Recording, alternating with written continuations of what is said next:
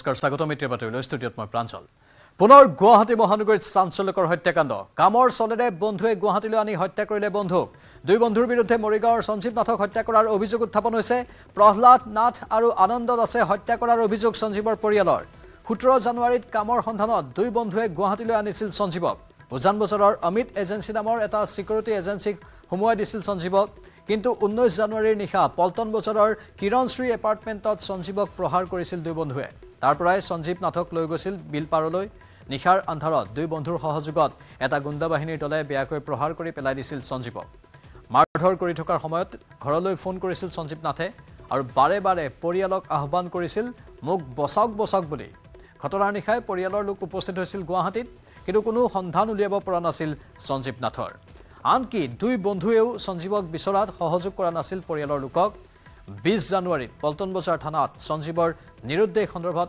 এজাহাৰ দাখিল কৰিছিল পৰিয়ালে এই ঘটনাৰ প্ৰায় 5 দিন পিছত জিএমচিএইচত সঞ্জীৱ ভৰ্তি হৈ থকাৰ তথ্য লাভ কৰিছিল পৰিয়ালৰ লোকে অতি সংকটজনক অৱস্থাত চিকিৎসাধীন হৈছিল সঞ্জীৱ কিন্তু বৃহস্পতিবাৰে নিশা মৃত্যুক আকোৱালি লয় সঞ্জীৱ নাথে ইফালে সঞ্জীৱক মাৰধৰ কৰাৰ কথা প্ৰকাশ কৰিলেই পৰিয়ালৰ লোকক হত্যাৰ ভাবুকি প্ৰহ্লাদ নাথৰ সঞ্জীৱৰ মৃত্যুৰ খবৰ পোৱাৰ পিছতে মৃত্যুক আকোৱালি লয় সঞ্জীৱৰ বৰদেউতাকে একেটা পৰিয়ালত আজি একেলগে জ্বলিব দুখনকৈ চিতা ইফালে দুখীক কঠোৰ শাস্তিৰ দাবী জনাইছে ভুক্তভোগী পৰিয়ালে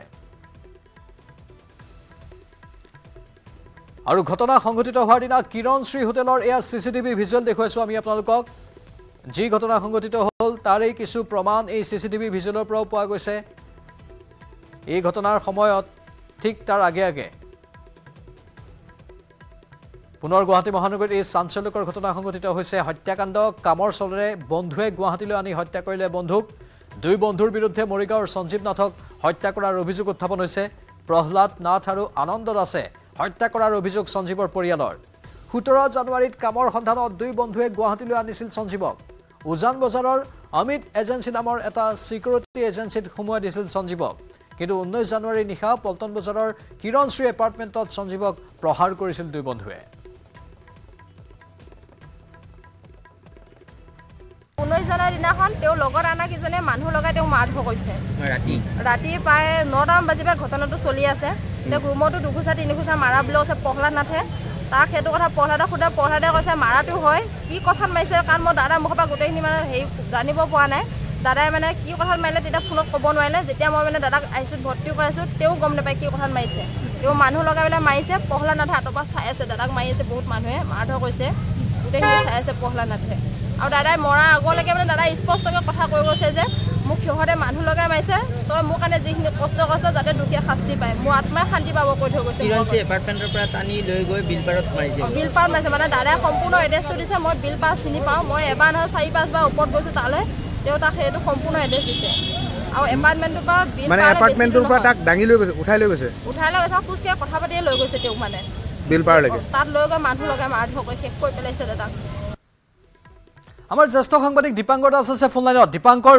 বহু তথ্য এতিয়া উদ্ঘাটন হ'বলৈ বাকী আছে শেহতীয়া কি খবৰ আছে প্ৰাঞ্জল চাওক প্ৰথম কথা যে এই এটা মাহে ঘটনা হৈছিল 19 জানুৱাৰীত আৰু বিগত এটা মাহে পল্টন বজাৰ আৰক্ষীয়ে কৰিলে কি প্ৰথম প্ৰশ্ন আমি সাংবাদিক হিচাপে সেই হিচাপে প্ৰশ্ন কৰিবলৈ বাধ্য হৈছোঁ আজি কাৰণ যদি চোৱা যায় 19 তাৰিখৰ ঘটনা 20 তাৰিখে গোটেই ঘটনাটোক লৈ ভুক্তভোগী পৰিয়ালটোৱে পল্টন বজাৰ আৰক্ষীয়ে কাষ চাপিছিল কিন্তু এই এটা মাহে কেৱল তদন্তৰ নামত এখন ডাঙৰ ভেকো ভাওনাৰ এখন নাটক ৰচনা কৰিলে পল্টন বজাৰ আৰক্ষীয়ে কেৱল সাধাৰণ চুৰ এটা দুটা ধৰি বাহ লোৱা মহানগৰ আৰক্ষীৰ ক্ষেত্ৰত কিন্তু আজিৰ দিনত এটা ডাঙৰ প্ৰশ্ন এটা উত্থাপন হৈছে কাৰণ যিগৰাকী সঞ্জীৱ নাথ মৰিয়াই হত্যা কৰা হ'ল গুৱাহাটী মহানগৰীৰ প্ৰহ্লাদ নাথ আৰু আনন্দ দাসৰ বিৰুদ্ধে গুৰুতৰ অভিযোগ উত্থাপন কৰি পৰিয়ালে এজাহাৰো দাখিল কৰিছিল কিন্তু তাৰ পিছত পল্টন বজাৰ আৰক্ষীয়ে কেৱল নামত তেওঁলোকে তদন্ত চলাই আজি এটা কৰুণ ঘটনা সংঘটিত হ'ল মৃত্যুৰে যুঁজি আজি জিএমচিএইচতে শেষ নিশ্বাস ত্যাগ কৰিছে সঞ্জীৱ নাথে কিন্তু সেই খবৰ পোৱাৰ লগে লগে ঘৰৰ একমাত্ৰ মুৰব্বী যিগৰাকী বৰদেউতাক তেওঁ এই মুহূৰ্তত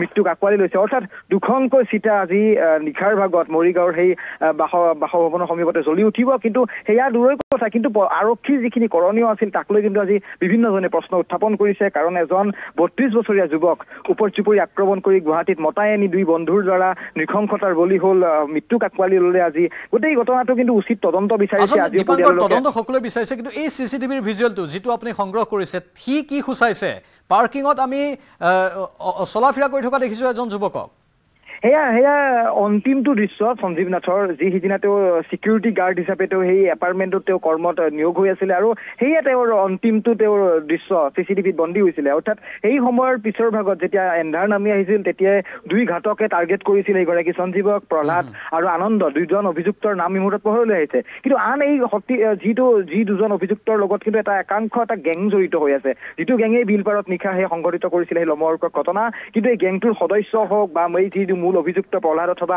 আনন্দ তেওঁলোকক কিন্তু বিচাৰি উলিয়াত কিন্তু বা তেওঁলোকক তদন্তৰ আওতাত আনিবলৈ কিন্তু এই মুহূৰ্তত সাহস কৰা নাই পল্টন বজাৰ আৰক্ষীয়ে ধন্যবাদ দীপাংকৰ দাস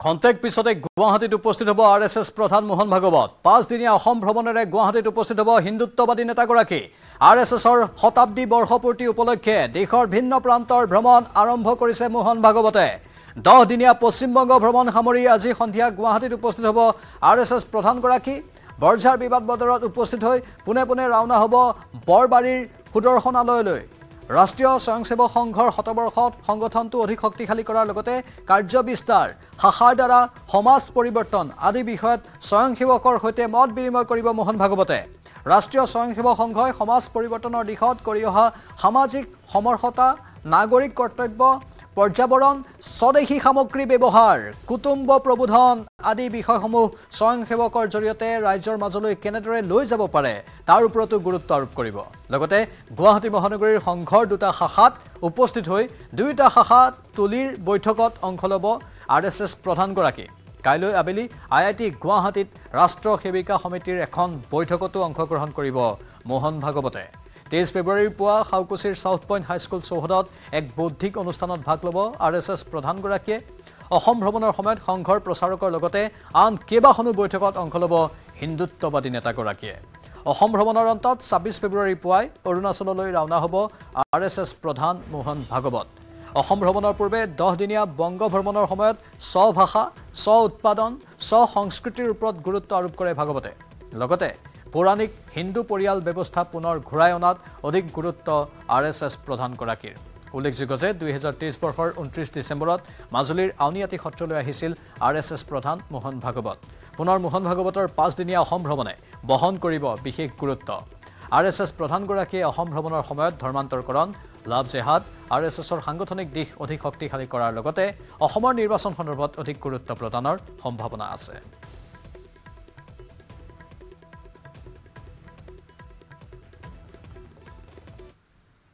শিলচৰত প্ৰদেশ কংগ্ৰেছৰ সভাপতি ভূপেন বৰাৰ নেতৃত্বত প্ৰতিবাদ ভূপেন বৰাৰ নেতৃত্বত শিলচৰৰ আৰক্ষী অধীক্ষকৰ কাৰ্যালয়লৈ উলিয়াই প্ৰতিবাদী ৰেলী সাংসদ ৰকিবুল হুছেইনৰ ওপৰত হোৱা আক্ৰমণৰ বিৰুদ্ধে প্ৰতিবাদত নামে প্ৰদেশ কংগ্ৰেছৰ সভাপতিগৰাকী কংগ্ৰেছে সাংসদগৰাকীৰ ওপৰত হোৱা আক্ৰমণত তীব্ৰ ভাষাৰে গৰিহণা দিয়াৰ লগতে আৰক্ষীৰ ব্যৰ্থতাৰ অভিযোগ প্ৰতিবাদকাৰী কংগ্ৰেছৰ প্ৰতিবাদৰ মাজতে উত্তপ্ত পৰিস্থিতিৰ সৃষ্টি হয় সাংসদগৰাকীক আক্ৰমণ কৰা দুৰ্বৃত্তক গ্ৰেপ্তাৰৰ দাবীৰে আৰক্ষী অধীক্ষকৰ ওচৰত দাখিল কৰিলে স্মাৰক পত্ৰ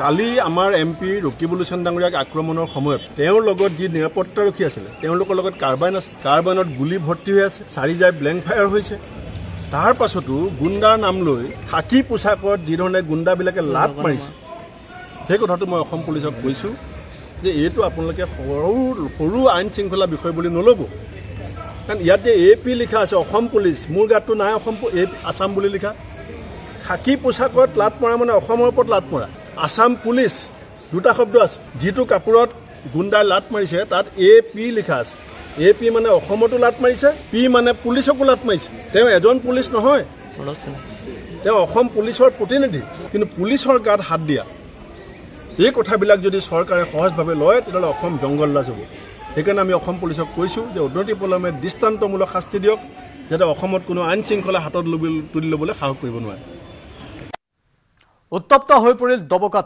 টোলগেটত আৰক্ষী আৰু শ কংগ্ৰেছ কৰ্মীৰ তীব্ৰ বাকযুদ্ধ গৃহ জিলাতে ধুবুৰী সাংসদ ৰকিবুল হুছেইনে কৰা আক্ৰমণ বা ৰকিবুল হুছেইনক কৰা আক্ৰমণৰ প্ৰতিবাদ কৰিবলৈ কংগ্ৰেছৰ একাংশ প্ৰতিবাদকাৰী নগাঁৱলৈ ৰাওনা হৈছিল তেনে সময়তে ক্ষোভিত প্ৰতিবাদকাৰীক আৰক্ষীয়ে বাধা প্ৰদান কৰে 3 ঘণ্টা জুৰি শ শ কংগ্ৰেছ নেতাকৰ্মীক আবদ্ধ কৰাৰ সমান্তৰালভাৱে কেইবাজনকো আটক কৰে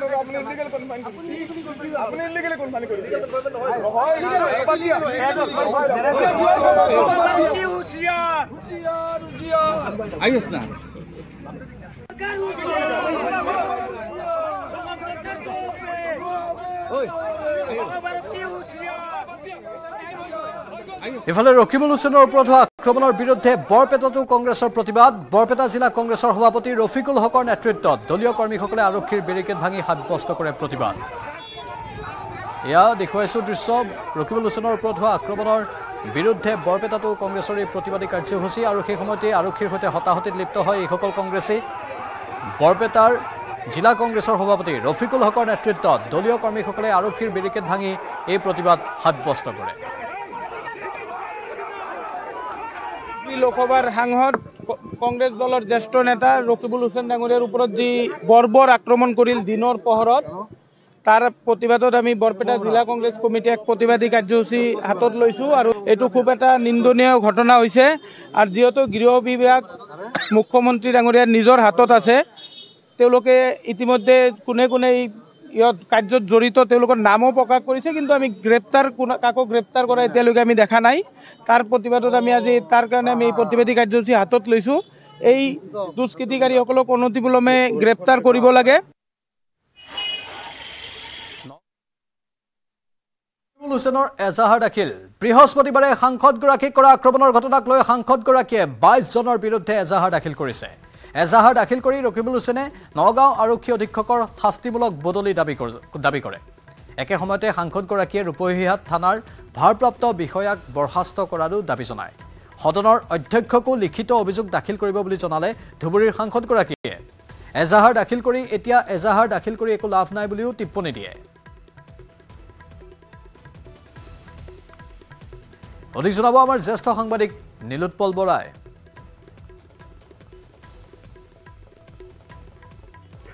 নগাঁও সদৰ আৰক্ষী থানাত ইতিমধ্যে সেইবিলাক উপস্থিত হৈছেহি সাংসদ ধুবুৰী সাংসদ ৰকিবুল হুছেইন আৰু তেওঁৰ লগত আছে কংগ্ৰেছৰ নেত্ৰী মীৰা বৰঠাকুৰ তানজিল হুছেইন আছে লগত আৰু আমি দেখুৱাইছোঁ বৰ্তমান সদৰ থানাত এজাহাৰ দাখিল কৰাৰ পিছত সেয়া তেওঁ বাহিৰলৈ ওলাই আহিছে আৰু আমি তেওঁৰ পৰা এজাহাৰ দিয়াৰ পিছত পোনপটীয়াকৈ জানিবলৈ চেষ্টা কৰিম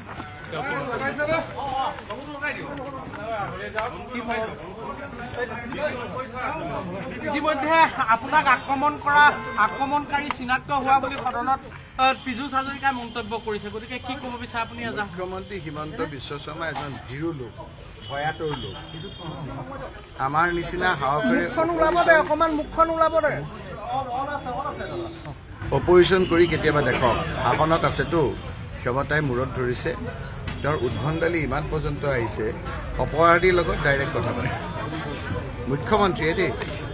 মুখ্যমন্ত্ৰীয়ে ইলেকশ্যনৰ ভোট অফ কণ্টাক্ট শেষ হোৱাৰ পিছত যিজনৰ গোটেই প্ৰৰোচনাত গোটেই ঘটনাটো হৈছে তেওঁৰ লগত হোৱাটছআপ কল কৰি ভিডিঅ' কল কৰি তেওঁৰ লগত কথা পতাৰ ৰেকৰ্ড সকলোৰে তাতে আছে তেওঁ এজন নিজেই ক্ৰিমিনেল গতিকে সেই মানুহখিনিৰ লগত এটা সম্বন্ধ তেওঁ ৰাখি ভাল পায় মই স্পীকাৰ ডাঙৰীয়াক ইলেকশ্যনৰ সময়ত বাই ইলেকশ্যনৰ সময়ত কথাখিনি জনাওঁতে স্পীকাৰ ডাঙৰীয়াই এই বিষয়ে ৰাজ্য চৰকাৰকো জনাইছিল তেওঁ কেন্দ্ৰীয় গৃহমন্ত্ৰীকো জনাইছিল সেইটো ৰেকৰ্ড মোৰ তাত আছে মই আপোনালোকক দি দিম যোৱাকালি মই কৈছিলোঁ যে মই এজাহাৰ নিদিওঁ কাৰণ ইয়াৰ SP আপোনাৰ ডাইৰেক্টলি ইনভলভ ইয়াৰ OC-জন তেওঁক পুৰস্কৃত কৰা হৈছে তেওঁ জুন্দনী ৰাভাৰ কেছত তেওঁক ইয়াৰ পৰা বদলি কৰা হৈছিল শাস্তিমূলক বদলি কিন্তু তেওঁক আমাৰ বিৰুদ্ধে যুঁজিবৰ কাৰণে আমাৰ বিভিন্ন ৰেগিং আদিত বাই ইলেকশ্যনত তেওঁ সহায় কৰিলে আৰু যোৱাকালিতো দেখকৈ তেওঁৰ ফোনৰ পৰাই গোটেইখিনি আপোনাৰ ধাৰাবাহিক আপোনাৰ বিৱৰণ দি আছে প্ৰথমে মই SP ডাঙৰীয়াক জনালোঁ মোৰ ফোনটো তেওঁ ব্লক কৰি থৈছে, মই এজন সাংসদ, গতিকে মই মোৰ ল'ৰাৰ ফোনৰ পৰা তেওঁক কৰিলোঁ যে মই বৈধভাৱে অনুমতি লোৱা মিটিংখনলৈ গৈ আছোঁ। সেই মিটিংখনলৈ মই গৈ থকা অৱস্থাত তেওঁ ক'লে যে মই OC-ক কৈছোঁ, OC আপোনাক মিটিঙলৈকে লৈ যাব। সেইমতে মই OC-ক মই ফোন কৰিলোঁ প্ৰায় 4:23 মান বজাত। মোৰ ফোনটো চাওঁ, মই দেখাই দিওঁ। 4:23 মান বজাত মই তেওঁক ফোন কৰিলোঁ। তেওঁ ক'লে যে মই ঠিক ৰূপহী তিনিআলিত আছোঁ, আপুনি আহক, ইয়াৰ পৰা আমি লৈ যাম। যি ৰূপহী তিনিআলিত মই গৈ পেলাই যেতিয়া পাওঁ, তেওঁ কয় যে মই ৰূপহী তিনিআলিত থকা নাই, মই আৰু আগুৱাই পেলাই আছোঁ। অৰ্থাৎ যিখিনি ল'ৰাই আক্ৰমণ কৰিব বুলি আমি জানিছিলোঁ বা তেওঁ ৰক্ষণাবেক্ষণ দিব বুলি ভাবি আমি মিটিঙলৈ গৈ আছিলোঁ, তেওঁ সেই ল'ৰাখিনিৰ লগত কথা পাতি তাৰ দাঁতি দূৰত গৈ পেলাই পিছত আছে। তেওঁ ভবা নাছিল যে মই কালি জীৱন্ত তাত যাম, আৰু সেইকাৰণে আৰামত তেওঁ ৰখি আছিল। যেতিয়া ঘটনাটো হৈ যোৱাৰ পিছত মই এখন স্কুটিত গৈ তাত ওলালোঁ, তেওঁ হতভম্ব হৈ তেতিয়াহে ধমাধম গাড়ীত উঠি পেলাই সেই অঞ্চলতে আপোনাৰ আধা ঘণ্টা ধৰি তাত আপোনাৰ মোক এটেক কৰি আছে। ওচৰতে তেওঁ দেখি আছে, তেওঁ কিন্তু তাৰ পৰা অহা নাই। ইচ্ছা কৰি তেওঁ গোটেই ঘটনাটোৰ লগত জড়িত। গতিকে এটা ইনকুৱাৰী যে কৈ আছে, ইনকুৱাৰী অন্য কৰিব নালাগে। মই তেখেতক 2:23 প্ৰথমে জনাইছিলোঁ। তেওঁলোকে ধাৰা বিৱৰণী দি এই লোকসকলক, যিসকল কুখ্যাত ডকাইত বিজেপিত কেইদিনমানৰ আগত আনুষ্ঠানিকভাৱে জইন কৰিছে, আৰু মুখ্যমন্ত্ৰী ডাঙৰীয়া আহোঁতে তেওঁৰ আশে পাশে একেবাৰে তেখেতক ব্লেক কেটৰ নিচিনা যিকেইটা ল'ৰাই আছিলে সেইকেইটাক গভাইত আপোনাৰ ডকাইত কেইদিনমানৰ আগত তেওঁলোকে জেল হাজতৰ পৰা ওলাইছে, বিজেপিত অংশগ্ৰহণ কৰি এতিয়া তেওঁ বিজেপিৰ ভেৰুণীয়া গুণ্ডাত পৰিণত হৈছে। আৰু মুখ্যমন্ত্ৰী ডাঙৰীয়াই সেইকাৰণে এটা পৈশাচিক আনন্দ কৰিছে। তেওঁ ভাবিছে দুটা কথা, যে ৰকিবুল হুছেইন ভয় খাই ঘৰত সোমাই যাওক, মই বৈতৰণি পাৰ হ'ব পাৰিম, কংগ্ৰেছ এনেদৰে ভয় খাই যাব, ৰাইজ ভয় খাই যাব। এতিয়া মই সিদ্ধান্ত ল'ব লাগিব যে মই ভয় খাই ঘৰত সোমাই যাম নে মই ৰাইজৰ পক্ষত থাকিম। মই সিদ্ধান্ত লৈছোঁ যে যিদিনালৈকে শেষ নিষ্ঠা থাকিব, উশাহ নিশাহ ল'ব পাৰিব, সেই দিনলৈকে মই বিশেষকৈ মোৰ মৰমৰ, অতি মৰমৰ চামগুৰিবাসী ৰাইজ, যিসকলে মোক ৰাজনৈতিকভাৱে তুলি তালি কেইবাবাৰো বিধায়ক কৰিছে, মন্ত্ৰী হৈছোঁ মই, আৰু সামগ্ৰিকভাৱে ৰাইজৰ ওচৰত, ধুবুৰী ৰাইজে নহয়, ধুবুৰী ৰাইজৰ পৰা আৰম্ভ কৰি সামগ্ৰিকভাৱে। আজি আপোনালোকে চাব যে কালি যদি ফেচবুক চাই, মোক নামনি অসমতকৈ উজনি মানুহে বেছি আপোনাৰ সহানুভূতি দেখাইছে। ৰূপহীত ৰকিবুল হুছেইনৰ ওপৰত আক্ৰমণ কৰা 9 দুৰ্বৃত্তক চিনাক্ত কৰা হৈছে। 9 আক্ৰমণকাৰী ক্ৰমে হাৰুণ জামাতুল্লাহ, হৰেছ বছিৰ, কাছেম ৰছিদুল, আয়ুব, লুৎপিয়ৰ, খালেদ, মজিবুৰ আৰু জাহাংগীৰ। আক্ৰমণকাৰীক বিচাৰি আৰক্ষীৰ অভিযান অব্যাহত আছে। সদনত এই কথা জনালে মন্ত্ৰী পীযুষ হাজৰিকাই।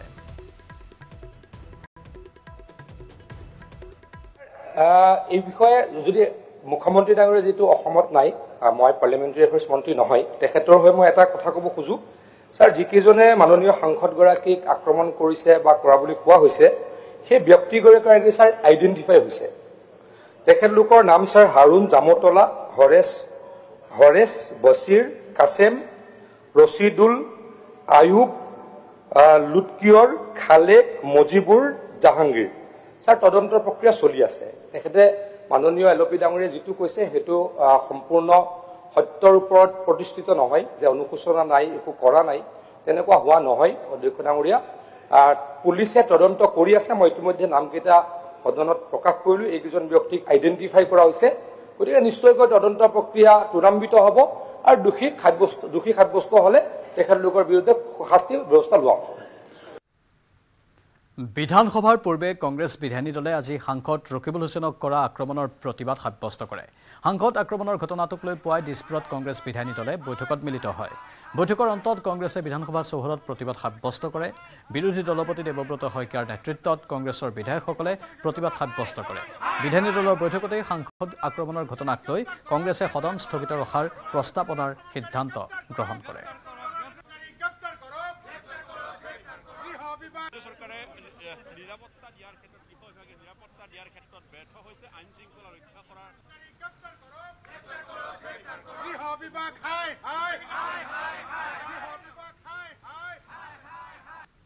আৰক্ষী বিভাগৰ ব্যৰ্থতা আৰু গণতন্ত্ৰ ধ্বংস কৰাৰ বাবে বিজেপিৰ ষড়যন্ত্ৰ নগাঁও জিলাৰ ৰূপহী বজাৰত স্পষ্টভাৱে প্ৰতিফলিত হৈছে।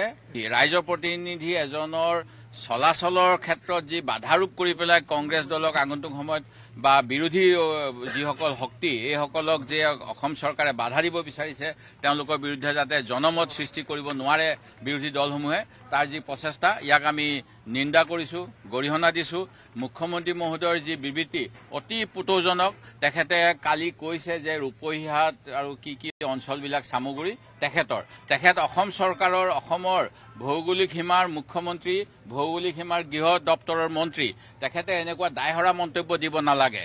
দ্বিতীয় কথা, তেখেতে কৈছে তেখেতে আনকি অনুতপ্ত হোৱা নাই। তেখেতে কৈছে মই সামগ্ৰী ৰূপহী গ'লে ৰকিবুল হুছেইনক অধিক নিৰাপত্তা দিম, কিন্তু তেখেতে এই ঘটনাৰ বাবে শোক প্ৰকাশ কৰা নাই, এই ঘটনাৰ তদন্তৰ কথা কোৱা নাই। কৈছে আৰক্ষী SP তালৈ গ'লেই নহয়, তেওঁলোকৰ উপস্থিতিতে যোৱাবাৰ আনকি মোকো ভাবুকি দিছিল। মই যেতিয়া নমিনেশ্যনৰ সময়ত গৈছিলো মই এই কথা বিশেষকৈ উল্লেখ কৰা নাছিলো, কিন্তু এতিয়া দেখা পাইছো যে তেওঁলোকৰ আমাৰ আগন্তুক এবছৰত পৰিকল্পিত ষড়যন্ত্ৰ আৰু ইয়াৰ বিৰুদ্ধে আজি আমি এনেধৰণেৰে প্ৰতিবাদ কৰিছো।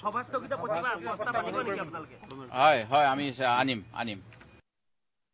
এই পৰ্যন্ত গ্ৰেপ্তাৰ কৰিব পৰা নাই, গতিকে গৃহ বিভাগ ব্যৰ্থ হৈছে। অসমৰ মুখ্যমন্ত্ৰীয়ে দায়িত্ব স্বীকাৰ কৰিব লাগে যে গৃহ বিভাগ ব্যৰ্থ হৈছে। ৰকিবুল হুছেইন ডাঙৰীয়াৰ আক্ৰমণকাৰীক গ্ৰেপ্তাৰ যেতিয়ালৈকে নকৰে তেতিয়ালৈকে আমাৰ আন্দোলন চলিব। অসমত জংগল ৰাজ হবলৈ দিয়া নহয়, গুণ্ডা ৰাজ হবলৈ দিয়া নহয়। এইখন অসম শান্তিৰ অসম। এই অসমত মিলা প্ৰীতিৰে বসবাস কৰিব বিচাৰে, কিন্তু কি কাৰণে দিনৰ পোহৰত আক্ৰমণ কৰিলে, কাৰ সাহসত আক্ৰমণ কৰিলে তাৰ জবাব আমাক লাগে। অসমৰ মুখ্যমন্ত্ৰীয়ে জবাব দিব লাগিব। ৰকিবুল হুছেইন ডাঙৰীয়াক আক্ৰমণকাৰীসকলক কিয় এতিয়ালৈকে গ্ৰেপ্তাৰ কৰিব পৰা নাই?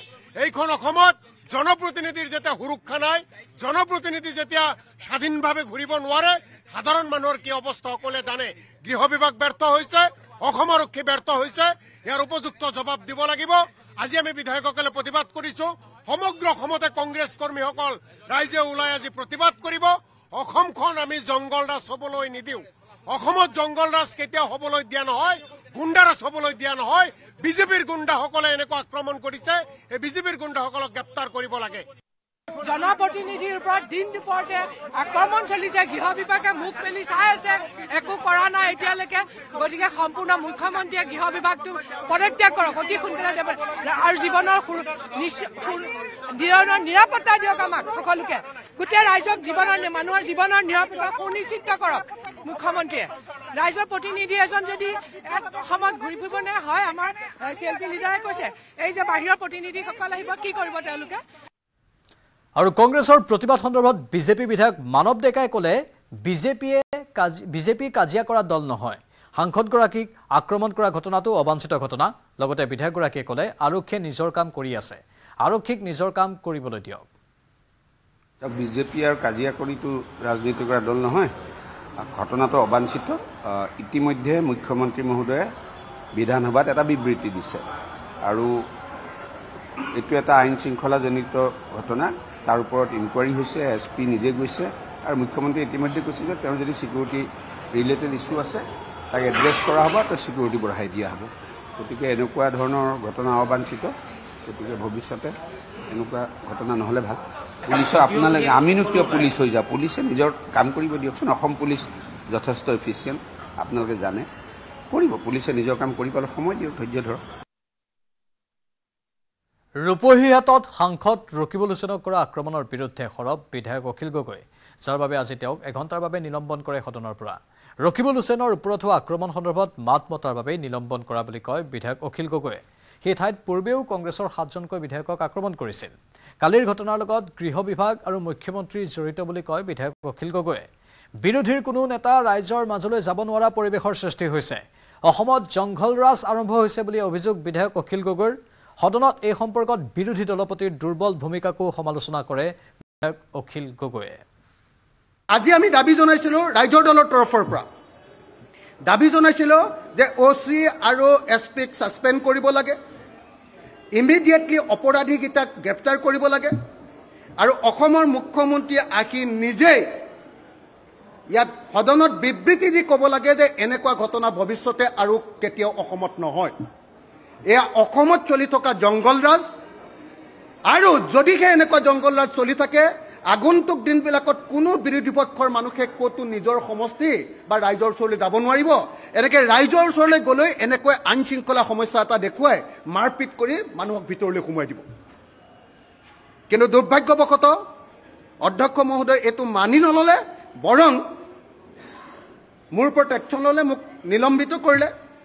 সংসদীয় পৰিক্ৰমা মন্ত্ৰীয়ে এনে পালমৰা বক্তব্য এটা দিলে, আৰু দুৰ্ভাগ্যজনকভাৱে মই ক'বলৈ বাধ্য যে বিৰোধী দলৰ দলপতিজনেও সেই পালমৰা বক্তব্যটোত হৈমান হৈ গ'ল। অসম বিধানসভাৰ বাজেট অধিৱেশনৰ আজি চতুৰ্থটো দিন।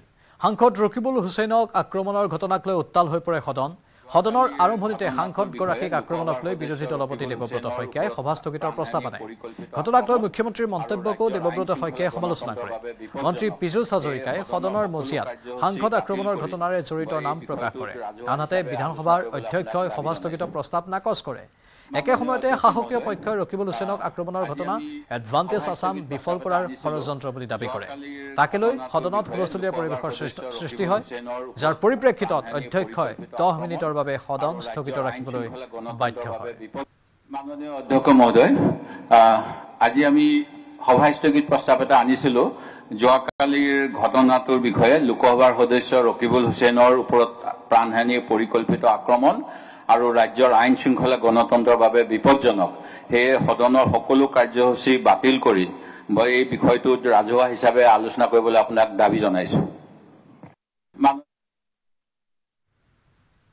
আৰু বাতৰিখিনিতে সময় হ'ল বাণিজ্যিক বিৰতিৰ।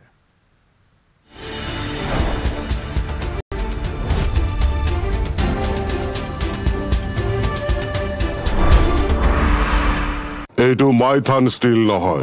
ওচৰ চুবুৰীয়াসকলে লগাইছে। ষ্ট্ৰং মানে মাইথান ষ্টিল। টেক্সট হেডলাইন্স আগবঢ়াইছে এভৰিডে মছালা। সোনাক্ষী, মছলা ক'ত থৈছা? ইফাল ইফাল সকলো ফালে বিচাৰিলো, মই বিচাৰি পোৱা নাই। খামোচ, চুপ। এইবাৰ চোৱা, এভৰিডে মছলা। বোলা ৰান্ধো মছালেদাৰ চলে চলে। প্ৰতিদিনৰ ৰান্ধাত এভৰিডে মছলা, বিশুদ্ধ মছলা, সুগন্ধ আৰু আচল সোৱাদ। টেষ্ট এনেকুৱা, প্ৰতি ৰান্ধাত আনে সোৱাদ। এভৰিডে মছলা, দেশৰ সোৱাদ। টেক্সট হেডলাইন্স আগবঢ়াইছে এভৰিডে মছালা।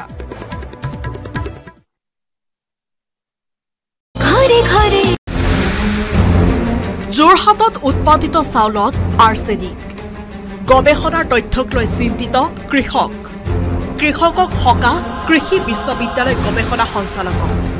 বিভিন্ন বহলত ব্যাপক ওচৰ চুবুৰীয়াসকলে লগাইছে। ষ্ট্ৰং মানে মাইথান ষ্টিল। যোৰহাটত উৎপাদিত চাউলত আৰ্ছেনিক। গৱেষণাৰ তথ্যক লৈ চিন্তিত কৃষক। কৃষকক সকাহ কৃষি বিশ্ববিদ্যালয় গৱেষণা সঞ্চালকক। বিভিন্ন বহলত ব্যাপক প্ৰতিক্ৰিয়াৰ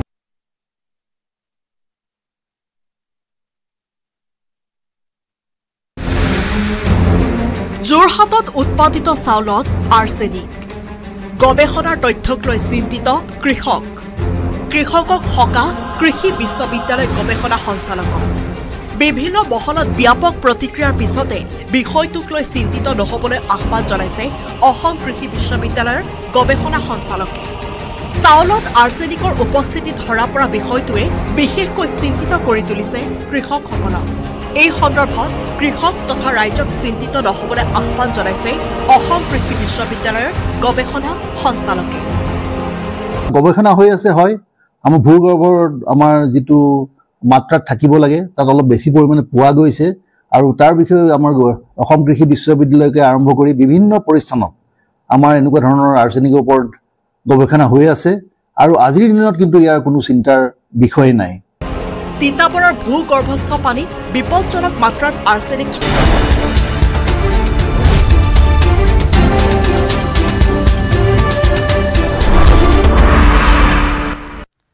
দেশৰ লগতে অসমবাসীৰ বাবে গৌৰৱৰ মুহূৰ্ত বিশ্বৰ আগশাৰীৰ আলোচনী টাইম মেগাজিনত 2025 বৰ্ষৰ শ্ৰেষ্ঠ নাৰীৰ তালিকাত স্থান লাভ অসমৰ প্ৰকৃতিবিদ পূৰ্ণিমা দেৱী বৰ্মনৰ হাৰগিলা সংৰক্ষণৰ ক্ষেত্ৰত বিশেষ সেৱা আগবঢ়াই আহিছে গ্ৰীণ অস্কাৰ বিজয়ী পৰিৱেশবিদগৰাকীয়ে টাইমত 2025 বৰ্ষৰ শ্ৰেষ্ঠ নাৰীৰ তালিকাত স্থান লাভৰ পিছতে ছ'চিয়েল মিডিয়া যোগে পূৰ্ণিমা দেৱী বৰ্মনক অভিনন্দন জনালে মন্ত্ৰী পীযুষ হাজৰিকাই পূৰ্ণিমা দেৱী বৰ্মন হাৰগিলা সংৰক্ষণৰ বাবে যৎপৰোনাস্তি চেষ্টা কৰি আহিছে তেওঁ বহুকেইটা পুৰস্কাৰ আৰু সন্মান বুটলিছে গ্ৰীণ অস্কাৰ বিজয়ী পূৰ্ণিমা দেৱী বৰ্মন আৰু সেইগৰাকী পূৰ্ণিমা দেৱী বৰ্মন আকৌ এবাৰ অসমৰ বাবে গৌৰৱৰ বিষয় হৈ পৰিছে কাৰণ বিশ্বৰ আগশাৰীৰ টাইম মেগাজিনত 2025 বৰ্ষৰ শ্ৰেষ্ঠ নাৰীৰ তালিকাত স্থান লাভ কৰিছে অসমৰ প্ৰকৃতিবিদ পূৰ্ণিমা দেৱী বৰ্মনে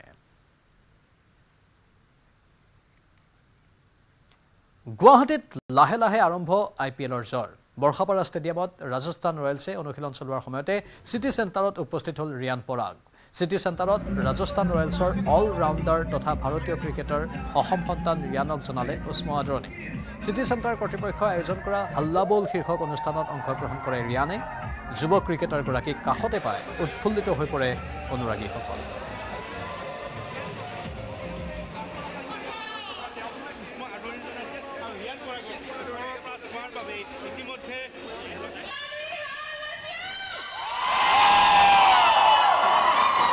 Wow, that is amazing. People are crazy for you. You have become a super duper star. And we got some good teams, Chennai and Kolkata. So I encourage all the people in Assam to please come and watch us play. Come tonight if you can. We're going to be practicing. Hope you have a great evening today. But then matches ke liye aiye, support karo karo. I mean, hopefully performance kiyo karo. আৰু আপোনালোক এখন ভাল cricketing পৰফালা দিব পাৰে অলপ ডেপটো বহল কৰা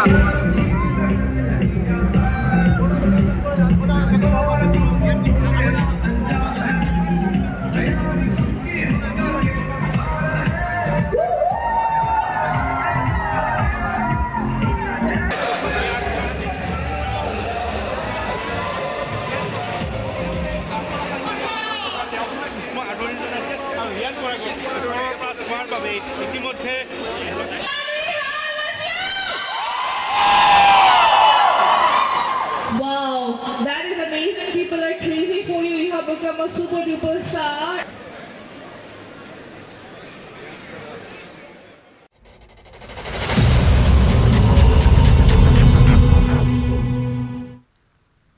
পুনৰ হাইস্কুল শিক্ষান্ত পৰীক্ষাৰ প্ৰশ্নকাকত ফাদিল হৈছে পৰীক্ষা অনুষ্ঠিত হোৱাৰ আধা ঘণ্টাৰ পাছতে সাধাৰণ গণিতৰ প্ৰশ্নকাকত ফাদিল হয় মোবাইলে গণিতৰ প্ৰশ্নকাকত ভাইৰেল হৈ পৰে দক্ষিণ শালমাৰাৰ জৰুৱাছৰ পাব্লিক হাইস্কুলত এই ঘটনা সংঘটিত হয় আজি হাইস্কুল শিক্ষান্ত পৰীক্ষাৰ সাধাৰণ গণিতৰ পৰীক্ষা অনুষ্ঠিত হৈছে এই পৰীক্ষাৰ মাজতে প্ৰশ্নকাকত ভাইৰেল হৈ পৰা ঘটনাই পুনৰ কৰ্তৃপক্ষৰ বিৰুদ্ধে প্ৰশ্ন উত্থাপন কৰিছে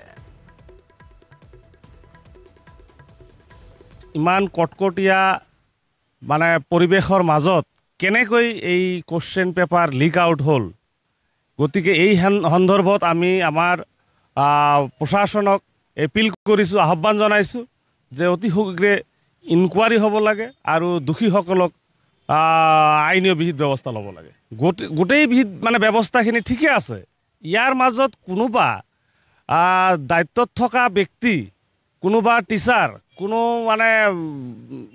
কোনো এজন দায়িত্বত থকা কৰ্মচাৰী তেওঁলোকৰ দুখ নিশ্চয় ইয়াতে আছে গতিকে ইনকুৱাৰী হ'ব লাগে আৰু দোষীসকলক বিহিত ব্যৱস্থা ল'ব লাগে মইতো এইটো অজ্ঞাত মই ক'বই নোৱাৰোঁ যে ফাদিল হৈ গ'ল আমি সেইটো সন্দেহ নকৰোঁ এইটো মানে আমাৰ ইনভিজিলেটৰ হাতত কোনো মোবাইলেই নাই সেইবিলাকতো আমি ৰাখিয়ে দিছোঁ কোনো দুষ্ট চক্ৰৰ হয়তো থাকিব পাৰে তাতে আমাৰ চিকিউৰিটি চাৰিওফালে আছেই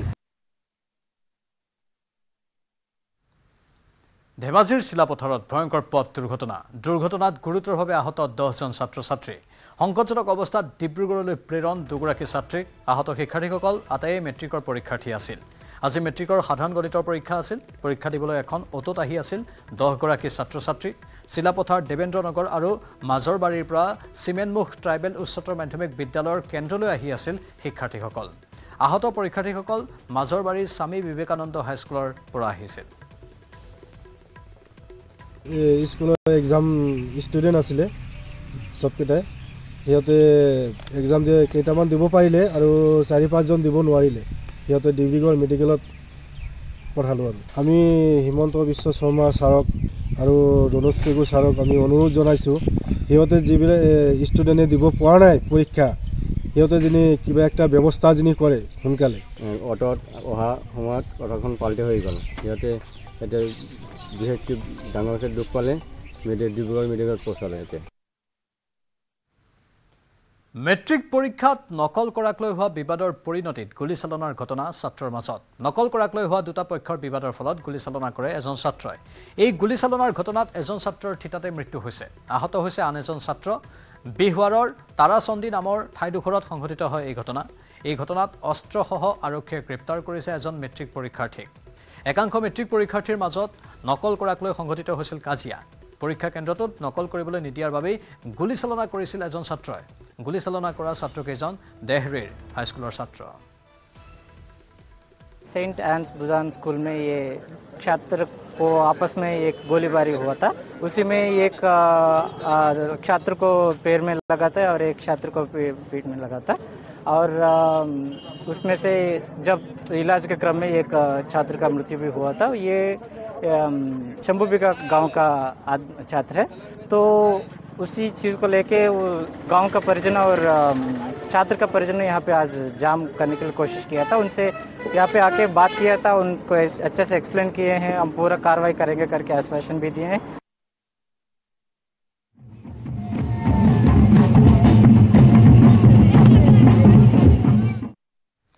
আজিৰে পৰা সৰুসজা ষ্টেডিয়ামত অনুশীলন চলিছে ঝুমুৰৰ পুৱাই গুৱাহাটীত উপস্থিত হয় ৰাজ্যৰ বিভিন্ন প্ৰান্তৰ পৰা নিৰ্বাচিত কৰা ঝুমুৰ শিল্পীসকল 24 ফেব্ৰুৱাৰীত সৰুসজা ষ্টেডিয়ামত প্ৰধানমন্ত্ৰী মন্দিৰ সন্মুখত প্ৰদৰ্শন কৰিব ঝুমুৰ নৃত্য বিশ্ব অভিলেখৰ সাক্ষী হ'বলৈ উপস্থিত থাকিব বিদেশ মন্ত্ৰী এছ জয়শংকৰো উপস্থিত থাকিব সকলো বিভাগৰে মুৰব্বী 23 ফেব্ৰুৱাৰীত ঝুমুৰ অন্তিম অনুশীলন চাব পাৰিব সকলোৱে ইফালে সাধাৰণ লোকে বিনামূলীয়াকৈ ঝুমুৰ নৃত্যৰ বিশ্ব অভিলেখৰ অনুষ্ঠান উপভোগ কৰিব পাৰিব বুলি বৃহস্পতিবাৰে সংবাদমেলত ঘোষণা কৰিছিল মুখ্যমন্ত্ৰী হিমন্ত বিশ্ব শৰ্মাই এই অনুষ্ঠান উপভোগ কৰিবলৈ ল'ব লাগিব বিনামূলীয়া প্ৰৱেশ পত্ৰ শংকৰদেৱ কলাক্ষেত্ৰ সৰুসজা ষ্টেডিয়াম সাংস্কৃতিক সঞ্চালকালয়ত পাব প্ৰৱেশ পত্ৰ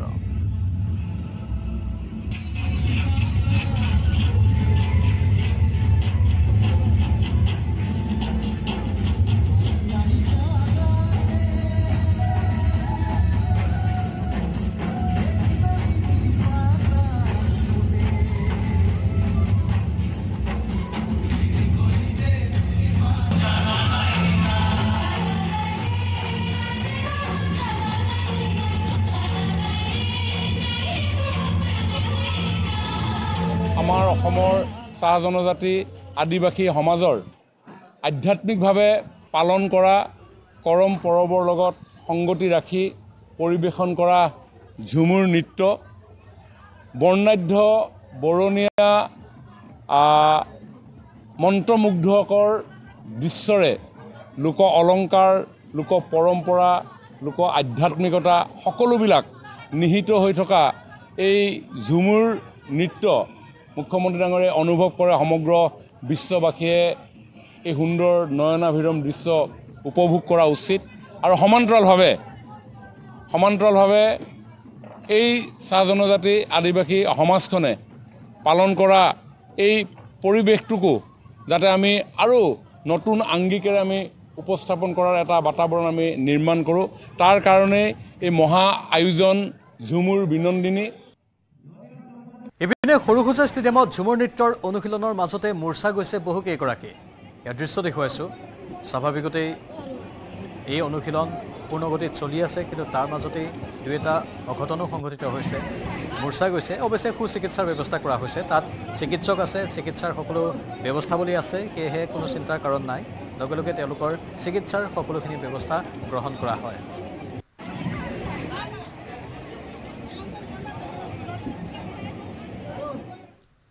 প্ৰয়াগৰাজত অসমৰ মুখ্যমন্ত্ৰী হিমন্ত বিশ্ব শৰ্মা মহাকুম্ভ মেলাত ত্ৰিবেণী সংগমত পৰিয়ালসহ স্নান কৰিলে মুখ্যমন্ত্ৰী হিমন্ত বিশ্ব শৰ্মাই পত্নী ৰিণিকী ভূঞা পুত্ৰ আৰু কন্যাসহ স্নান মুখ্যমন্ত্ৰীগৰাকীৰ ইয়াৰ দৃশ্য দেখুৱাইছোঁ মুখ্যমন্ত্ৰীয়ে পৰিয়ালৰ লগত একেলগে মহাকুম্ভ মেলাত উপস্থিত হৈ পবিত্ৰ স্নানত অংশগ্ৰহণ কৰে। মুখ্যমন্ত্ৰীগৰাকীৰ সহধৰ্মিনী, তেওঁৰ কন্যা সন্তান আৰু পুত্ৰ সন্তান আটাইকেইগৰাকী আছিল আৰু সাধাৰণ লোকৰ মাজতে এই মহাস্নানত অংশ ল'লে মুখ্যমন্ত্ৰীগৰাকীয়ে।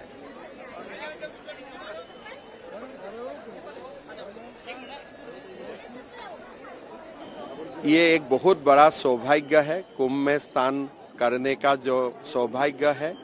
परमात्मा को बहुत बहुत आभार कि उन्होंने हम लोगों को मौका दिया कुंभ में स्नान करने के लिए। बहुत बड़ा प्रबंधन थे, बहुत ही कुशलता का साथ ये मेला को प्रबंधन किया गया। उत्तर प्रदेश के माननीय मुख्यमंत्री योगी आदित्यनाथ जी और पूरा प्रशासन को मैं धन्यवाद देता हूँ। प्रधानमंत्री जी का मार्गदर्शन में फिर एक बार भारत का सनातन सभ्यता संस्कृति उभर के सामने आए हैं, विश्व का सामने आए हैं। ये महाकुंभ ने एक बात तो प्रूफ कर दिया है कि सनातन ही अतीत है, सनातन ही वर्तमान है और सनातन ही विश्व का भविष्य है। देखिए उनको ऐसा बोलना नहीं चाहिए था और मैं तो उनको भी निवेदन करूंगा कि आइए डुबकी लगाइए, पश्चिम बंगाल का लोगों का कल्याण के लिए आके यहाँ एक बार स्नान कीजिए। कांग्रेस पार्टी को लेकर क्या कहेंगे? देखिए कांग्रेस पार्टी एक सनातन विरोधी पार्टी है। अभी तो और कोई सारे सामने आया है कैसे अमेरिका का डीप स्टेट का इशारा में वो लोग भारत का लोकतंत्र को कब्जा करने के लिए कोशिश किए थे। तो मेरा लगता है कि वो कांग्रेस पार्टी बहुत दिन चलने वाला नहीं है, वो जल्दी जल्दी खत्म होने वाला है। दिल्ली में बीजेपी की सरकार 27 साल बाद आई, इसको लेकर क्या कहेंगे? देखिए हमारे मोदी जी आने का बाद बहुत सारे नया कीर्तिमान स्थापित हुए हैं। दिल्ली में 27 साल का बाद सरकार आए, हरियाणा में 3 बार सरकार आए, गुजरात ने नया रिकॉर्ड बनाया। तो ये भारतीय जनता पार्टी और प्रधानमंत्री के लिए लोगों का आस्था, लोगों का विश्वास को रिफ्लेक्ट करता है।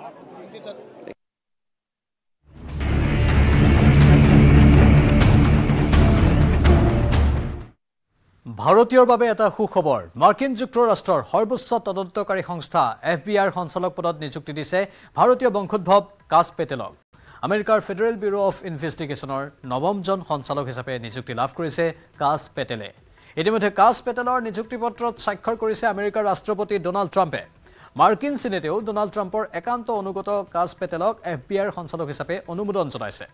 বৃহস্পতিবাৰে মাৰ্কিন সিনেটে কাছ পেটেলৰ নিযুক্তিত অনুমোদন জনায়। কাছ পেটেল আমেৰিকাৰ আইন প্ৰয়োগকাৰী সংস্থাৰ ডোনাল্ড ট্ৰাম্পৰ দ্বাৰা মনোনীত প্ৰাৰ্থী তথা অত্যন্ত ঘনিষ্ঠ ব্যক্তি। FBI সঞ্চালক নিযুক্তিৰ ক্ষেত্ৰত হোৱা ভোটত কাছ পেটেলে সিনেটত 51টা ভোট লাভ কৰিছিল। ইফালে FBI সঞ্চালক পদত বহাৰ পূৰ্বে কাছ পেটেলে আমেৰিকাৰ জনতাক প্ৰতিশ্ৰুতি দিছে যে তদন্তকাৰী সংস্থাটোক ৰাজনীতিৰ পৰা আঁতৰাই ৰখা হ'ব আৰু কোনো ধৰণৰ প্ৰতিশোধমূলক কাম কৰিবলৈ দিয়া নহ'ব। কাছ পেটেলৰ সম্পূৰ্ণ নাম হৈছে কাশ্যপ প্ৰমোদ বিনোদ পেটেল। আমেৰিকাত তেওঁক কাছ পেটেল বুলিয়ে চিনি পায় সকলোৱে। নিউয়ৰ্কৰ গাৰ্ডেন চিটিত জন্ম হৈছিল প্ৰৱাসী ভাৰতীয় কাছ পেটেলৰ। ডোনাল্ড ট্ৰাম্পৰ পূৰ্বৰ কাৰ্যকালত হোৱাইট হাউচত গুৰুত্বপূৰ্ণ দায়িত্ব পালন কৰিছিল। হোৱাইট হাউচৰ ইণ্টেলিজেন্স কমিটিৰ জ্যেষ্ঠ সহকাৰী বিষয়া হিচাপেও কাৰ্যনিৰ্বাহ কৰিছিল। 2016 চনৰ আমেৰিকাৰ নিৰ্বাচনত ৰাছিয়াৰ হস্তক্ষেপক লৈ হোৱা তদন্ততো গুৰুত্বপূৰ্ণ ভূমিকা গ্ৰহণ কৰিছিল।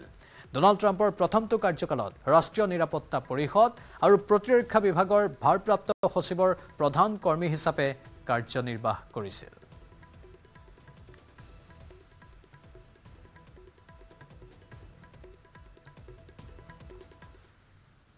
হাজোৰ খুপনিকুছিত ভূমাফিয়াৰ গুণ্ডাগিৰি। ভূমাফিয়াৰ উপৰ্যুপৰি আক্ৰমণৰ বলি হৈছে এটা দুৰ্ভগীয়া পৰিয়াল। 8-10 জনীয়া ভূমাফিয়াৰ দলৰ আক্ৰমণত আহত হৈছে পৰিয়ালটোৰ কেইবাগৰাকীও সদস্য। পৈতৃক ভূমি বেদখলত বাধা প্ৰদান কৰাৰ বাবে আক্ৰমণৰ বলি হয় কদম আলী নামৰ লোকজনৰ পৰিয়ালটো।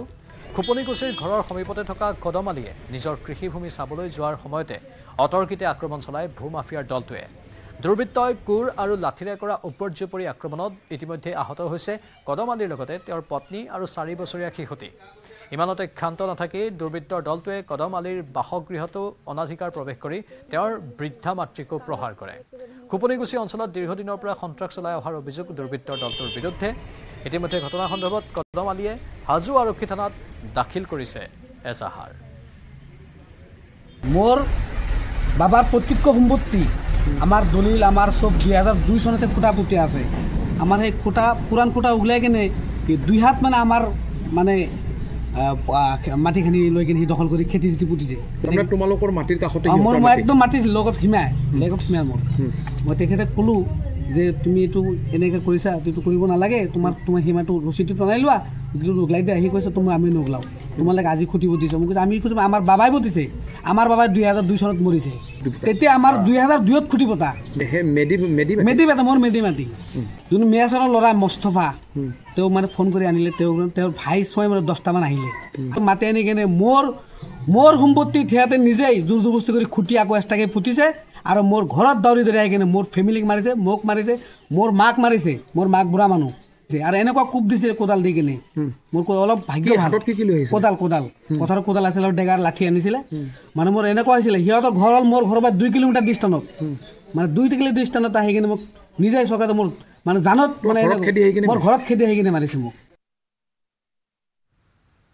বৰষুণৰ অভাৱত চিন্তিত শোণিতপুৰৰ বৰচলাৰ গৰুডুবাৰ ক্ষুদ্ৰ চাহ খেতিয়কসকল শীতকালৰ অন্তত বৰষুণ নোহোৱাত অঞ্চলটোৰ চাহ গছৰ নতুন পাত গজাৰ প্ৰক্ৰিয়া ব্যাহত হৈছে ফলত খেতিয়কসকলে সঠিক উৎপাদন নোপোৱাৰ আশংকাত ভুগিছে প্ৰত্যেক বছৰে এই সময়ছোৱাত চাহ গছত নতুন পাত গজি উঠে কিন্তু এইবাৰ বৰষুণৰ অভাৱত গছবোৰ শুকাই পৰিছে চাহ গছত নতুন পাত গজাত বাধাৰ সৃষ্টি হৈছে সময়মতে বৰষুণ নাহিলে খেতিয়কসকলে লোকচানৰ সন্মুখীন হ'ব লগা হ'ব গৰুডুবা অঞ্চলত সহস্ৰাধিক পৰিয়ালে ক্ষুদ্ৰ চাহ খেতি কৰি জীৱিকা নিৰ্বাহ কৰি আহিছে অধিক জনাব সাংবাদিক হৰেণ ভূমিছে মই দেখুৱাম এয়া হৈছে গৰুডুবাৰ এই যিসকল ক্ষুদ্ৰ চাহ খেতি যেহেতু শীতৰ পাছত প্ৰয়োজনীয় বৰষুণ নোহোৱাত চাহ গছৰ নতুন পাত গজাত ব্যাঘাত জন্মিছে মই আছে ক্ষুদ্ৰ যিসকল চাহ খেতিয়ক আছে তেওঁলোকৰ সৈতে কথা পাতিম যেহেতু এতিয়া বৰষুণৰ অভাৱ আৰু সেইবাবে এতিয়াও কেঁচা চাহপাত গজা নাই কি ক'ব কি কৰিম এতিয়া আমিতো বহুত চিন্তাত পৰি গৈছোঁ বিশেষকৈ আমাৰ বৰচলা সমষ্টিৰ নদী কাষৰীয়া অঞ্চলত একেবাৰে পানীৰ সমস্যা হৈ পৰিছে বিশেষকৈ ঢিকাজুলি ধৰক বিভিন্ন ঠাইত আমি শুনি আছোঁ ৰাঙাপাৰা এই অঞ্চলত পানীৰ পৰিমাণ বেছি আছে কিন্তু আমাৰ এই বৰচলা সমষ্টিৰ দাঁতি কাষৰীয়া অঞ্চলত পানী নোহোৱাৰ কাৰণে এনেকুৱা অৱস্থা হৈছে যে 5-3 অলপ ওলাইছে কিন্তু মৰি গৈছে আকৌ এই অৱস্থা হৈছে আমি এতিয়া কি কৰোঁ কি নকৰোঁ অৱস্থা হৈছে গতিকে কিবা এটা কি প্ৰডাকশ্যন একেবাৰে চিন্তা কমি গৈছে আমাৰ একেবাৰে নহ'ব যেন লাগি আছে গতিকে আমি বহুত চিন্তাত পৰি গৈছোঁ হয় এইবাৰ একেবাৰে হোৱা নাই একেবাৰে নাই আৰু কি কৰোঁ কি নকৰোঁ অৱস্থা গৈছে আমাৰ এতিয়া গতিকে একো নাই একো ব্যৱস্থাই হোৱা নাই এতিয়ালৈকে নাই কিমান বিঘা মাটিত চাহ খেতি কৰে 6 বিঘা মাটি এতিয়ালৈকে পাত গজা নাই হয় তেনেধৰণে আচলতে তেওঁলোকে চিন্তাত পৰিছে যিহেতু শীতৰ পাছতে আচলতে বৰষুণ হয় আৰু বৰষুণৰ পিছতেই এনেধৰণে চাহ গছত আচলতে নতুন যি পাত গজে কিন্তু এইবাৰ তেনেকা হোৱা নাই কি ক'ব চাহপাত এইবাৰ চাহপাতত পানী নোহোৱাত বৰষুণ নিদিয়াত বহুত চাহপাতটো গজালি মেলিছে কিন্তু মৰি গৈছে এইকাৰণে মই আপোনাৰ মাধ্যমেৰে যোগেদি জনাব খোজোঁ যে সোনকালে ইয়াৰ ব্যৱস্থা কৰি দিয়ে যেন চৰকাৰে প্ৰডাকশ্যন কমি যাব পাৰে নেকি প্ৰডাকশ্যন কমি যাব পাৰিব আৰু টাইম মতে নহ'ব এইকাৰণে মই আপোনাৰ মাধ্যমেৰে জনাব খোজোঁ যে এই সোনকালে এই ব্যৱস্থা কৰি দিয়ে যেন ইয়াত 1,000 মান 1,1500 জন আছে 3-4 বিঘা হ'ব ইয়াত পানীৰ ব্যৱস্থা একেবাৰে নাই নিজে কষ্ট মষ্টত কৰি আছোঁ কেতিয়াবা হয় কেতিয়াবা নহয় চৰকাৰৰ ফালৰ পৰা আমাৰ কোনো সুবিধা এতিয়ালৈকে পোৱা নাই বৰষুণ অভাৱত আচলতে এই অঞ্চলটোৰ যিসকল ক্ষুদ্ৰ চাহ খেতিয়ক আছে তেওঁলোকে চিন্তাত পৰিছে আৰু বিভাগীয় কৰ্তৃপক্ষক আচলতে এই অঞ্চলটোত যি পানীৰ যি সুব্যৱস্থা কৰি দিয়াৰ বাবে তেওঁলোকে আহ্বান জনাইছে কাৰণ এই অঞ্চলটোৰ জীৱন জীৱিকাই হৈছে ক্ষুদ্ৰ চাহ খেতিৰ ওপৰতে নিৰ্ভৰশীল বহু পৰিয়াল সেয়েহে এই ক্ষেত্ৰত উপযুক্ত ব্যৱস্থা কৰি এইসকল ক্ষুদ্ৰ চাহ খেতিয়কক সকাহ দিবলৈ আহ্বান জনাইছে পাম অইলৰ খেতি কৰিবলৈ গোলাঘাটৰ মৰঙীৰ ফলঙনি বীজ পামৰ 10 হেক্টৰ মাটি প্ৰদান কৰা হৈছে অতি গোপনে কৰা হৈছিল এই কাম কিন্তু বিধায়ক মৃণাল শইকীয়াই বিধানসভাৰ মজিয়াত ঘটনাটো পোহৰলৈ অনাত প্ৰতিক্ৰিয়াৰ সৃষ্টি হৈছে জাঙুৰ খাই উঠিছে কৃষি মন্ত্ৰী অতুল বৰাৰ বিৰুদ্ধেও চৰকাৰী তথ্যমতে ৩৫ হেক্টৰ ভূমিৰ এই পামখনৰ ভূমি হস্তান্তৰৰ তথ্য পোহৰলৈ আহিছে। কৃষি বীজ নিগমৰ অধীনৰ ফলঙনি কৃষি বীজ পামত এইবাৰ সেনচকু ৰামদেৱৰ পতঞ্জলি ফুডছ লিমিটেডৰ। খুমটাৰ বিধায়ক মৃণাল শইকীয়াই বিধানসভাত উত্থাপন কৰা এক প্ৰশ্নৰ উত্তৰ পোহৰলৈ আহিছে আৰু এই কথা স্পষ্ট হৈছে। 10 হেক্টৰ ভূমি পতঞ্জলি ফুডছ লিমিটেড আৰু ASC নামৰ দুটা প্ৰতিষ্ঠানক পাম অইলৰ খেতি আৰু নাৰ্চাৰীৰ বাবে প্ৰদান কৰাৰ তথ্য প্ৰকাশ কৰিছে কৃষিমন্ত্ৰীয়ে। বাৰম্বাৰ পামখন পুনৰুজ্জীৱিত কৰাৰ দাবী জনোৱাৰ পাছতো তাকে নকৰি কৃষিমন্ত্ৰী অতুল বৰাৰ পৃষ্ঠপোষকতাত গতাই দিয়ে পাম অইলৰ খেতি কৰিবলৈ। শীঘ্ৰে এই সিদ্ধান্ত উঠাই নললে কৃষি বিভাগ মন্ত্ৰীৰ বিৰুদ্ধে দল সংগঠনে আন্দোলনৰ হুংকাৰ দিছে। অধিক জনাব সাংবাদিক প্ৰণৱজ্যোতি শইকীয়াই। হয়, এই মুহূৰ্তত মই উপস্থিত আছো গোলাঘাট জিলাৰ অসম বীজ নিগমৰ অধীনৰ ফলঙনি বীজ পামত আৰু শেহতীয়াকৈ বিধানসভাৰ মজিয়াত খুমটাৰী বিধায়ক মৃণাল শইকীয়া ডাঙৰীয়াই কিয়নো এই বীজ পামখন দীৰ্ঘদিন ধৰি পৰিত্যক্ত অৱস্থাত আছে, ইয়াৰ মাটিকালি কিমান আৰু ইয়াত কেনেধৰণৰ ব্যৱস্থা গ্ৰহণ কৰিছে সেইসমূহ প্ৰশ্ন সুধিছিল কৃষিমন্ত্ৰী অতুল বৰাক। আৰু কৃষিমন্ত্ৰী অতুল বৰাই প্ৰত্যুত্তৰত এইসমূহৰ উত্তৰ দিবলৈ যাওঁতেই পোহৰলৈ আহিছে এক ভয়ংকৰ তথ্য, যাৰ বাবে এতিয়া স্থানীয় বিভিন্ন দল সংগঠন তথা স্থানীয় ৰাইজৰ মাজত প্ৰতিক্ৰিয়াৰ সৃষ্টি হৈছে। কাৰণ এই বীজ পামখনৰ যি ৩৫.৫ হেক্টৰৰ ভূমিৰ যি এইখন ফলঙনি বীজ পাম, এই বীজ পামখনৰ 10 হেক্টৰ কৃষিভূমি ইতিমধ্যেই দুটাকৈ বহিৰাগত প্ৰতিষ্ঠানক পাম অইলৰ খেতি কৰিবৰ বাবে প্ৰদান কৰিছে বুলি এক তথ্য পোহৰলৈ আহিছে। তাৰ পিছতেই আচলতে সমগ্ৰ গোলাঘাট জিলাক এক প্ৰতিক্ৰিয়াৰ সৃষ্টি হৈছে। মই কেমেৰা সতীৰ্থক প্ৰথমে সেই বীজ পামখনৰ পৰিৱেশ দেখুৱাবলৈ কাম কিদৰে দীৰ্ঘদিন ধৰি পৰিত্যক্ত অৱস্থাত পৰি ৰৈছে এই বীজ পামখন। বহুকেইটা দল সংগঠনৰ লোক তথা স্থানীয় লোক আছে, মই পোনে পোনে তেওঁলোকৰ পৰা জানিব বিচাৰিম। এক ভয়ংকৰ তথ্য পোহৰলৈ আহিছে, ফলঙনিৰ বীজ পাম দীৰ্ঘদিনে পৰিত্যক্ত অৱস্থাত পৰি থকাৰ কাৰণ এতিয়া পোহৰলৈ আহিছে বুলি ক'ব লাগিব। কি ক'ব? চাওক, প্ৰথমতেই এই আমাৰ গৃহ জিলাতে থকা আমাৰ কৃষিমন্ত্ৰী অতুল বৰাক আমি ধিক্কাৰ জনাইছোঁ যে আমাৰ বৃহত্তৰ ফলঙনিবাসী ৰাইজক, মৰঙী অঞ্চলৰ ৰাইজক অৱগত নকৰাকৈ গোলাঘাট জিলাৰ একমাত্ৰ আমাৰ এই ফলঙনি বীজ পামখন প্ৰায় 10 হেক্টৰ ভূমি পতঞ্জলি আৰু এটা ব্যক্তিগত কোম্পানীক ইতিমধ্যে তেওঁলোকে গতাই দিলে। এই তথ্য আমাৰ স্থানীয় ৰাইজে গমেই নাপায়, গোপনে গতাই দিয়া হ'ল। এই যোৱাকালি অসম বিধানসভাত মৃণাল শইকীয়াৰ প্ৰশ্নোত্তৰত কৃষিমন্ত্ৰী অতুল বৰাই উত্তৰ দিলে যে তেওঁ ইতিমধ্যে 10 হেক্টৰ ভূমি পাম অইলৰ নাৰ্চাৰী আৰু খেতি কৰিবৰ কাৰণে তেওঁলোকে ইতিমধ্যে এই দুটা কোম্পানী, মই পুনৰ নামকেইটা কৈ দিছোঁ আপোনালোক, পতঞ্জলি ফুডছ লিমিটেড আৰু এটা ASC লিমিটেড, দুইটা ব্যক্তিগত কোম্পানী। আমি প্ৰথমতে এইটোৱে কথা ক'ব বিচাৰিছোঁ যে স্থানীয় ৰাইজক অৱগত নকৰাকৈ এইদৰে আমাৰ কৃষকৰ মাটি, ৰাইজৰ মাটি এইদৰে বহিৰাগত কোম্পানীক কেতিয়াও গতাই দি দিয়াৰ সিদ্ধান্ত আমাৰ স্থানীয় ৰাইজে, কোনো দল সংগঠনে আমি মানি নলওঁ।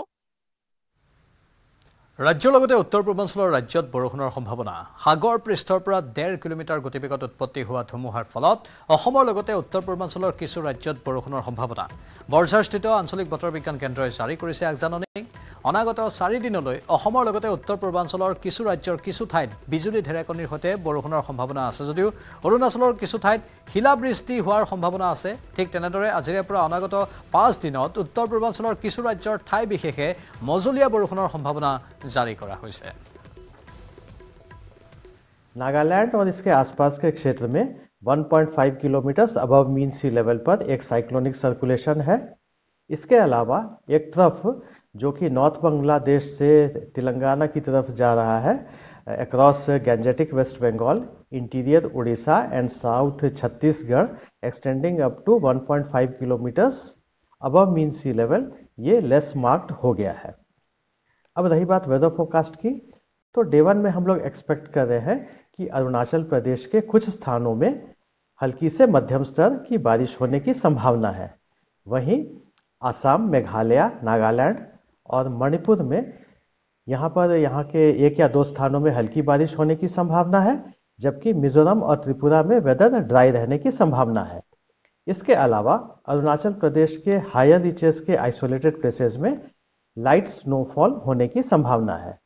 और हमारे नॉर्थ ईस्टर्न क्षेत्र में यानी कि अरुणाचल प्रदेश, असम, मेघालय, नागालैंड, मणिपुर, मिजोरम और त्रिपुरा में यहाँ मैक्सिमम और मिनिमम टेम्परेचर में कोई लार्ज चेंज होने की संभावना नजर नहीं आ रही है।